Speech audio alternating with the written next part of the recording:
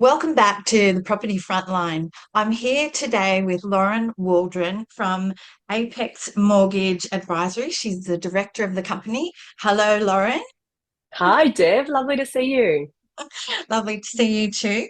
Now, our topic today is how first-time buyers can purchase a home with a deposit of $50,000 or less. So we hear in the media, they're always hyping about how you have to save for 1,000,000 years to get your deposit. And we're here today to tell you that is just media rubbish. But anyway, so let's get started. So firstly, Lauren, tell us a little bit about what you do. Yeah, brilliant. So, Deb, as a mortgage broker, I always like to say that I really try and simplify a very often complex and can be overwhelming process, and that is getting a home loan. So, I know that buying your first home, or even your second or your third home, to be honest, can be a really daunting experience. And there's no Mm, wonder. This is a really gigantic financial decision that we make. And furthermore, maybe only something that we might do a few times in our life. So it's no wonder that it feels so big when we're going through this process. yeah. And look, the role of a mortgage broker, I see myself as, almost like a matchmaker and a detective all rolled up into one. So I have up to 60 different lenders or banks that I can choose to go through. And my Yeah. main goal is to find a loan that fits my customers' needs perfectly. So whether that's income, the structure their loan, they might even need some really unique policy exception to get approved by a credit team. And I've seen that playing out so many times over the last few months, Deb. We've had multiple situations where, based on my customers' specific circumstances, guess what? There was only one bank that we could get that deal approved through. So I just play that in my mind that imagine a customer, they walk into their normal bank, their regular bank that they've had account with since they've been in their little primary school age. They go in there only to be told that they don't qualify because that bank's Mm, products or their policies don't align with their needs. But what if there is another lender out there who can actually approve them? And that's absolutely where I come in as a broker. So best of all, Deb, my services are absolutely complimentary for customers because I'm actually remunerated directly by the bank. So yeah. um, that's a really lovely one. And I like it because, regardless of your financial situation, everyone can get access to a broker to help them guide them through this massive financial purchase. So I'm a hand holder and I like to give warmth and reliability of trusted friend. That's sort of my motto. So you want to, if you went to something, if you're going through a really important thing in your life, you go and chat to your trusted friend. And that's the role I want to play for my customers. Sounds good. Sounds like it'll be a fun experience working with you.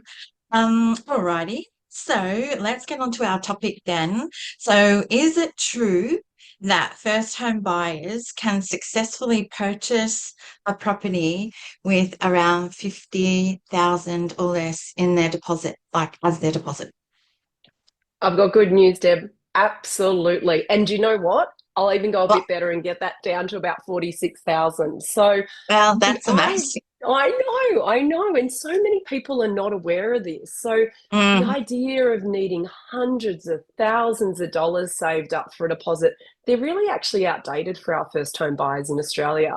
And the reason for this is because the government, both on a federal level and a state level, have some fantastic benefits to help support first home buyers get into the market sooner. And that's actually making a real difference when it comes to the deposit people need to save up. So, Deb, let me run you through a really quick example. Let's say we yep, have a first home buyer. They're wanting to yep, buy in Sydney. So, one of the most expensive markets in Australia, if not the world, to be honest. yep. And let's say they're going to try and find somewhere for under 800,000. And that's a real key one because there is some price limits that kick into play. Now, Mm, normally to buy this property, you'd have to have the minimum of a 5% deposit safe. So that's $40,000. You're going to have mm. 31,000 in stamp duty. So there's a nice donation we get to make to the government. And then you're going to need to pay around 30,000 in lender's mortgage insurance. So that's a nice donation we'll make to the bank. So Mm. between stamp duty and lender's mortgage insurance alone, that's over 60,000 in additional costs. And they haven't even got the keys to the home yet. Like it's Yeah. a large amount of money.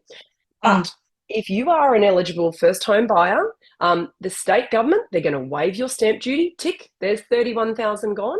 And the federal government, via their first home guarantee scheme, is actually going to remove the need for you to pay lenders and mortgage insurance. So there's another 30,000 saved. So Wow. really, it's astronomical, and so many people are not aware of these phenomenal benefits that are available for them. So really, we're going to need still your 5% deposit, so $40,000. There's going to be Mm, some minor government fees. Let's call it $500 that you should put away. You're going to need a yeah. great solicitor. Let's put $3,000 to cover all your legal costs. And then, Deb, what people don't think about is all those other little ad hoc costs. So you're going to need pest and building, a removalist. You're going to have to do an exit clean if you're renting, and all those Yeah. miscellaneous transfer costs like getting the power hooked up and all the bits and pieces. So I'm just going to round that up to another 3,000. So Wow. guess what? Just over 46,000, and you can purchase as a first home buyer a property for $800,000 in Sydney. Pretty good, right? Wow. Yeah, that's excellent. And are people restricted to buying a brand new home, or can they buy an existing home? Yeah, great question. So there is benefits in buying a new home. There's even additional benefits in buying a new home. A lot of states will give anywhere between a $10,000 and a $50,000 payment if you're a first home buyer and buying a new home. But great news, because a lot of people, particularly in our capital cities, have to buy existing homes that they've already been lived in, and you still can be eligible for those benefits. So yeah, very Yeah. flexible. Lots of options available. Yeah, and I guess from my perspective, from the buyer's agent side, we see a lot of people get really distracted by all the new home hype, and sometimes, like all those, like there's some cash bonuses, etc. It's really not worth it because you pay a lot more for the new home, so you are better off trying to buy something existing if possible. Spot But on. yeah, okay, alrighty. So back to the loans then. So how can people decide what's best for them? That's a very good question. So, Deb, I always like to start with truly understanding the customer's goals and what their Mm, current financial situation is. So, generally, how the process works when we first meet, nearly every single customer tells me the most important thing to them is a low interest rate, which makes sense. Of course, no one wants to be paying more than necessary on their mortgage. But guess what? In my experience, the interest rate actually becomes less important when you look at the bigger picture. And yeah, what really matters is that customer getting an approval based on their unique circumstances. So yeah, at the end of the day, there might be a bank that offers the most incredibly competitive rate, but if that bank isn't the right fit for a customer, so whether it's their income, their credit history, maybe the way they need their loan structured, this bank's never going to approve their loan in the first place. So yeah, therefore, even though they've got the lowest rate, it's just not the right bank for them.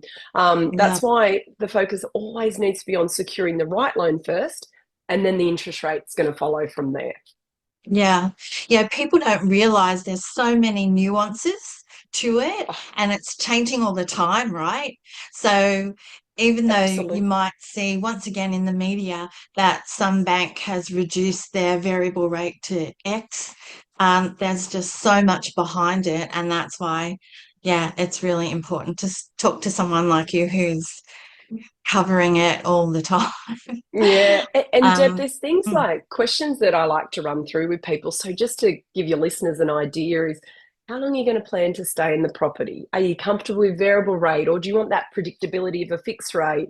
Do you want features like offset accounts or the ability to access yeah, redraw? Where are you getting your income for? How long have you been working for? So these are all the questions that come into play that can significantly change the path that we're going to take when it comes to what lender will put you through. So yeah, lots of moving factors in there. yeah. Okay, alrighty. Right. When it comes to the future, then, what trends or changes do you see on the horizon regarding deposits? Oh, deposits are definitely evolving. So, especially we're seeing there's a massive push coming through to make home ownership much more accessible for first home buyers. So, this is a really political issue, and we can see how that's played out with some solid government initiatives that have been launched, like the first home guarantee and all those various state-based stamp duty or new home schemes. They're playing a significant role in making deposits required to buy a new home, new home or an existing home far more realistic now for many people. Mm, However, it is becoming more expensive to buy a home, Deb, and we're also seeing, therefore, a rise in the use of what we call family guarantees for first home buyers. So while the government schemes are amazing and they're a great help for a really large cohort of people, they do have price caps. So, and in capital cities in particular, these limits can actually make it really difficult to secure a home. So the minute you might go over 800,000 or $1 million, that might bump you out of the scheme, and therefore you go, well, I can't actually buy a home anymore if I have to stick to those price caps. So that's where we're seeing the bank or mum and dad, or I probably should more specifically call it the equity of mum and dad that we're tapping into these days. yeah, That's where we see it really bridging the gap, and I believe that trend's only going to continue as property yeah. prices keep climbing.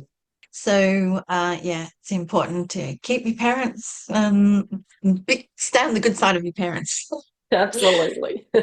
Thanks, Lauren, for all the information. So, lastly, can you give us a few tips? Absolutely. So for our first home buyers, start with your budget in mind. Now, before you even look at properties, sit down and have a think about, with your take home pay, how much of that can you actually afford to put towards house-based things. So I'm not just talking about your mortgage repayment, it's also those ongoing costs. Like you're going to have home insurance, you might want to consider personal insurance, that's life or income protection. There's ongoing maintenance costs when you buy a home and utilities. So really understanding that budget to begin with is a foundation for a successful purchase. So that's my Mm, number one tip. Number two tip is don't underestimate the extra costs. So we spoke about it briefly before, but in addition to that deposit, you're going to have to budget for upfront costs such as legal fees, building inspections, moving costs. They can add up really quickly. So it's just important to make sure you're planning for that when you're looking at mm. buying a new property. And my last tip, but it's not my last one because I've got a bonus one after this, Deb. But my last one is get a pre-approval in place. So Yeah, before you start house hunting and getting your heart set on these homes, reach out to your broker and get that pre-approval put in place so you at least know that you've got a clear budget. The bank's giving you a semi-green light, I'll call it. It's still going to be subject to verification when you find that home and evaluation, but at least you have some comfort that the bank is likely to be able to lend you that money. And now, Deb, my bonus one, you're going to like this one actually, really? because guess what?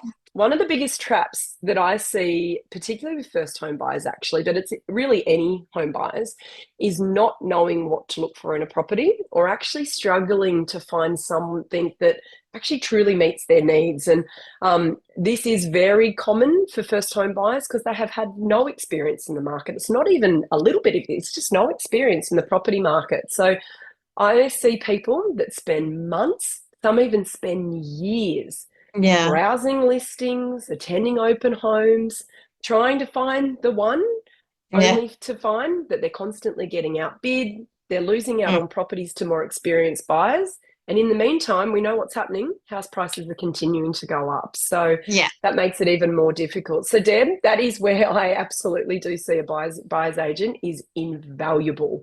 And obviously, this is your area of expertise. So I don't need to convince you. But for those No. listening to this podcast, a buyer's agent is an expert in the market who not only has access to properties before sometimes they hit public listings, but they know how to negotiate. They know this home buying process inside and out.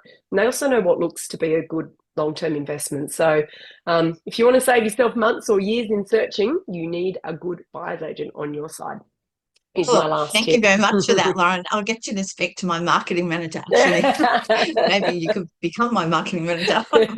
Love it. Okay. Well, thanks so much for all those tips and the insights. And to our audience, thanks very much for listening. You can reach out to Lauren or me. Our contact details will be in the description below, and we are here to help and make sure that you not only get the right outcome, but you have a bit of fun along the way and it's a little less stressful. Okay, all right. Well, thank you very much, and we'll say goodbye. Thanks, Deb.